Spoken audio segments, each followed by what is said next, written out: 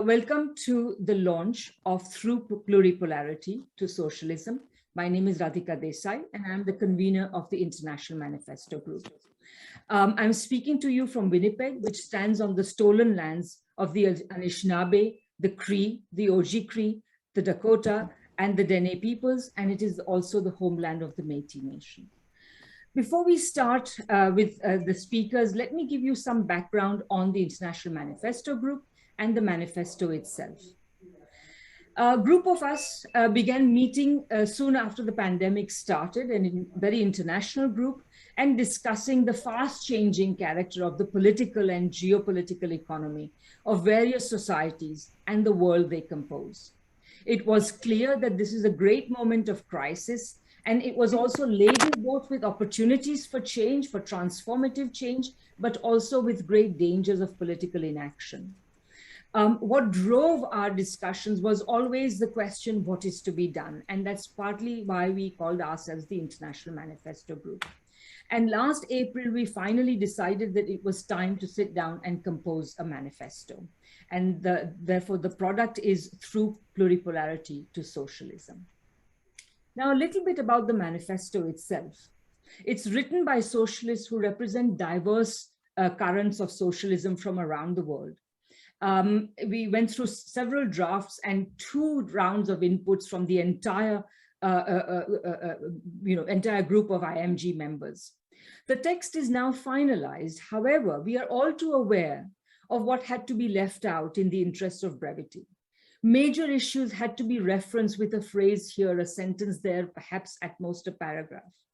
We are also aware of the dangers of Eurocentrism, which is pervasive, even though all of those drafting it and all of those providing input are very consciously anti-imperialist. So while issuing the manifesto, we are at the same time inviting further discussions, elaborations, critique, development of various themes, and we have created a space for that in the website that we have also launched along with this. Our manifesto references the Communist Manifesto by Karl Marx and Friedrich Engels, and does so with both humility and responsibility. It tries to chart the struggle for socialism since the manifesto, the Communist Manifesto, was written. And it insists that the struggle for socialism has been waged by nations as well as classes. And the result has been a pluripolar world, a world of societies deeply marked by the struggle for socialism, with various types of reformed capitalisms, socialisms, and developmental states. That is also why we chose this date, the 5th of September, to launch the manifesto, because it coincides with the 50th anniversary of the Belgrade Conference, which took place from the 1st to the 6th of September in 1961, and at which the non-aligned movement was founded. The manifesto's aim is to try to create broad unity among classes and nations that have been struggling for socialism more or less since capitalism's beginnings. At the risk of sounding rather grandiloquent, we feel that today the struggle for socialism stands at a historic as well as a perilous moment. The immediate background is that of the pandemic, and through which capitalist governments have been sacrificing lives at the altar of capital and profits, and at which socialist societies such as China, such as Cuba, and many others have acquitted themselves rather well. We also stand at the edge of an ecological emergency that is making the planet uninhabitable. And there is a deep and wide economic crisis, triggered by the pandemic, but not caused by it. More broadly, it has become clear, if it was not clear for a long time, that capital has lost any historic progressiveness it ever had, if it ever did. Neoliberalism never did restore the growth dynamic of capitalism, and could not restore it. It has only delivered to the entire world inequality, financialization, low investment and growth, deepening social divisions, and political breakdown in capitalist societies. Capital has reacted to this problem, this deepening crisis of its existence, with aggression. There is increasing repression domestically in capitalist societies and increasing aggression abroad. And the new Cold War on China in particular frames this aggression. It is an attempt to try to solve the problems created by a failed and failing imperialist and capitalist order at the expense of the world. And everything, whether it is the withdrawal from Afghanistan or sanctions on Cuba or whatever, seems to be tied in with that. Both domestic unrest and international tensions are rising.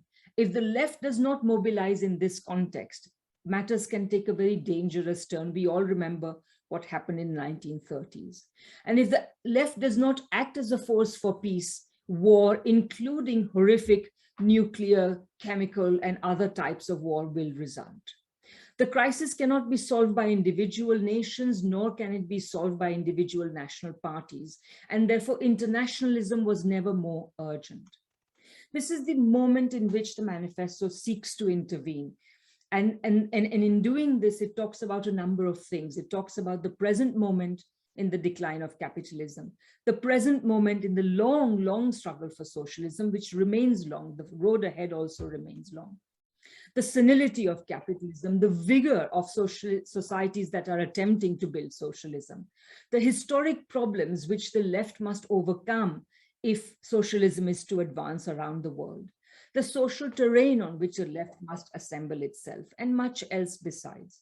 And the manifesto ends with a list of demands, people's demands, that is to say the demands of ordinary people, and people's demands, that is to say the demand of the peoples who compose the world.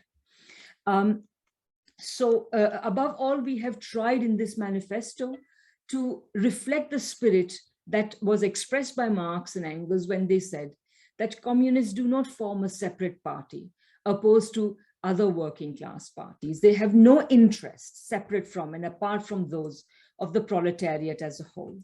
They do not set up any sectarian principles of their own by which they shape and mold the proletarian movement.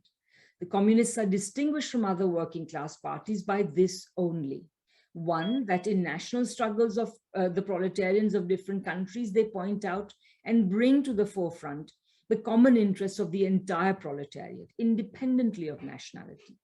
Two, that in various stages of development, which the struggle of the working class against the bourgeoisie has to pass through, they always and everywhere represent the interests of the movement as a whole.